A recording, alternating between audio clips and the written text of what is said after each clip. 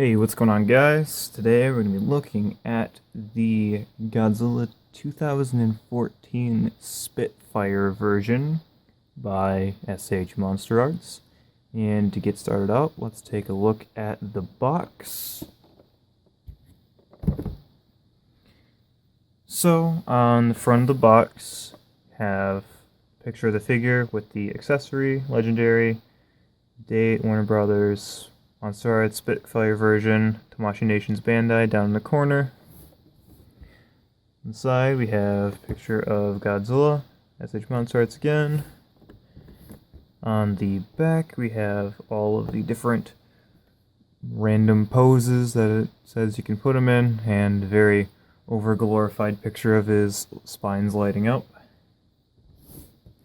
This side we have the tear in the packaging, the top, also tears on the bottom, legal stuff, things like that. And this box obviously doesn't have a window because web exclusive. So, getting right into the figure, this is the latest version of Godzilla 2014 released. One of many, with some fixes so that he doesn't have derpy eye and things like that. And the clear difference, as in the title of the figure, is that he has lit up blue spines, and how this is achieved is the figure itself, the body of it at least, is actually cast in a translucent blue, which is why this looks better than it would have been if it was just painted. So then the paint is applied over it, which means if you do scratch some of the paint off, you're going to have random blue streaks on your Godzilla, so watch out for that. But it does give it a really, really nice look for the spines.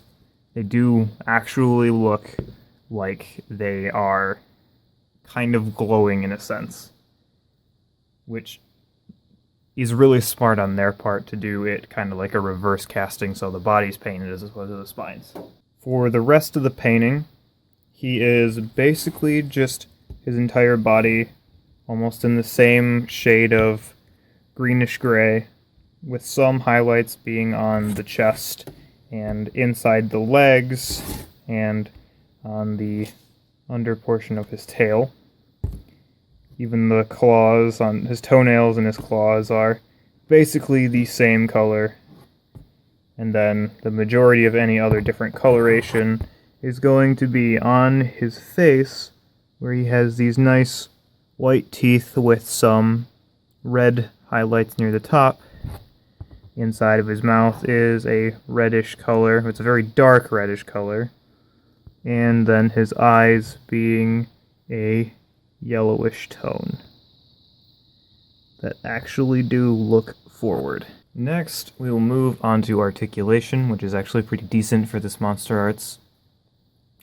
First off, for his head, you do have multiple neck joint sections right here. It's actually a single ball joint with a floating middle piece. So if you do move the neck out of its range of supposed motion, you don't have to worry, because all that's going to happen is the head is going to pop off from down here, and you'll just have this middle piece floating, and it's super easy to pop in. But it does have pretty good range. He can look kind of a bit around. His mouth will open and close, obviously. Then you have this next joint right here, upper torso, which does give you quite a bit of range to bend down, and then revealing the hidden spine right here to almost go flush with this spine, so you don't have a strange gap. I mean, obviously there's a gap here, but it does get filled in a little bit by that, and that does have some side wiggle as well. The only downside is you get this kind of large protrusion on the chest there, but when he's standing straight up the way he normally would be, then it is covered. Next, there is one down here by the waist that does give you some more bending forward action as well, and this one does have more room to move side to side and twist back and forth. Down to the legs, they are a little loose on this one, but this is kind of the range of the leg right here. Obviously it is cast so that when you stretch out the leg, it does show like the skin is being stretched as well. It will disappear when you move it in, but that's a nice feature, is that it lets you kind of have more of a seamless looking articulation when you're posing him. And then obviously they do twist around as well. You don't want to twist them too far, or you can, risk rubbing off the detail. And then the knee has this kind of double segment right here, and that will move kind of like that. And you can twist the two segments a little bit like this to get his lower leg to go into different positions. And then the feet are on a ball joint as well, so they will go around. The legs are a little looser on this particular Godzilla, so holding some poses might seem a little more difficult than they should be, but that's just because the joints fit more loosely compared to the other Monsterarts. For the arms, I do have kind of limited articulation right here at the top where his shoulder would be, because it is farther forward on this Godzilla, being that it is a legendary Godzilla. He is sculpted a little differently, but there is decent range of motion. It can move around quite a bit up here, and then you can twist it back and forth like that. Then we have a double jointed elbow right here that does have quite a bit of range of motion, so much that it can, literally make his arm look broken if it was an actual Godzilla. So it does go forward quite a bit.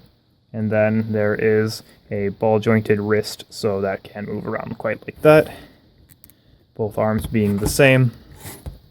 And then finally the tail is made up of some larger sections, not as small as some of the other Monsterarts ones, but it does give you pretty good range of motion.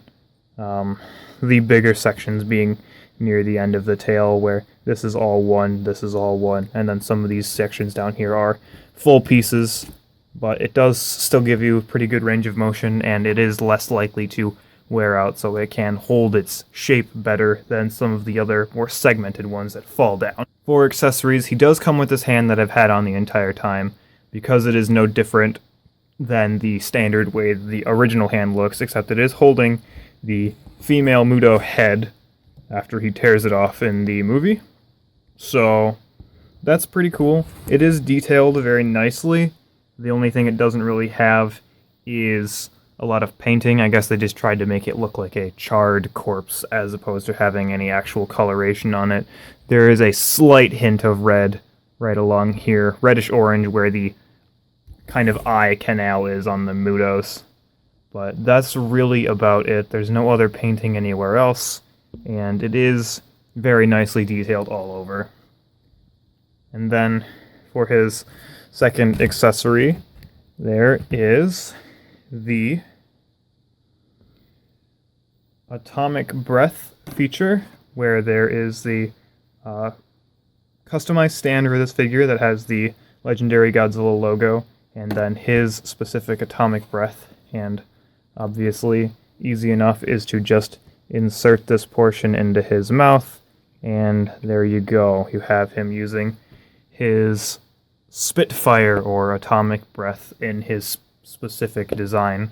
And this is molded very nicely. It does capture the more fiery look that his breath has in this movie. Very unique, not like anything we've seen in the past, really. So they do a really nice job capturing that effect here with the kind of arcing flames upwards. So this is a cool addition. For some size comparisons, here it is next to the NECA Godzilla 2014 and the Bandai male Muto. And as you can see, obviously the male Muto was a little smaller than this, but can't really do much, can't complain. There's not very many Muto figures out there, especially in accurate sizing compared to other figures.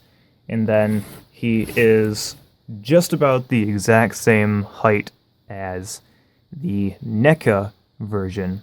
So if you have the NECA version, you know exactly how big this one's going to be if you don't have it. And here he is next to the Yuji Sakai concept art special color version, Godzilla 2000 Millennium, and the Monsterarts GMK Godzilla 2001.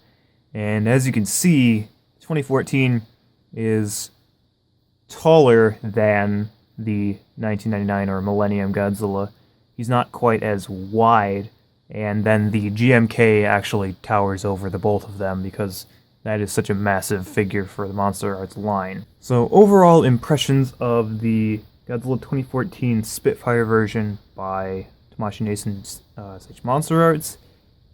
This is probably the best one of the 2014 line. It is the most different painted, it has the least defects and mess-ups and paint mishaps and this and that. And overall, for a price of really running around mid-50s, this isn't a bad Monsterarts to pick up, being one of the lower-end, less priced ones. This one actually isn't mine, it is a friend of mine who would like me to review it for this channel. Thanks, Kyle. I will leave a link to his channel in the description if you guys want to go check him out.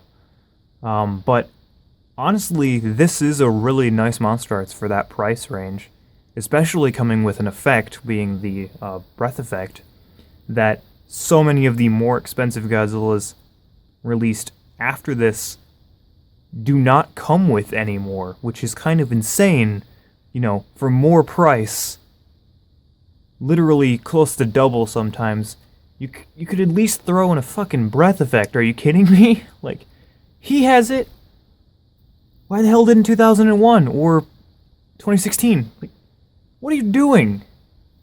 So, this one does have that value to it over the other ones if you're looking to pick up your first or, you know, pick up something that you don't have. Just remember, you're actually getting accessories with this one. Like, when was the last one that came out that actually had accessories? Was this that one? I can't even remember at this point. So, this one is superior in that sense that it just actually comes with additional items for once. Even a new fucking hand. Like, seriously. Step up your game with the newer releases. But honestly, if you guys don't have this, I kind of wish I had one of these. You might want to go pick one of these up before, you know, they actually run out of stock and price goes up. But that's just my opinion.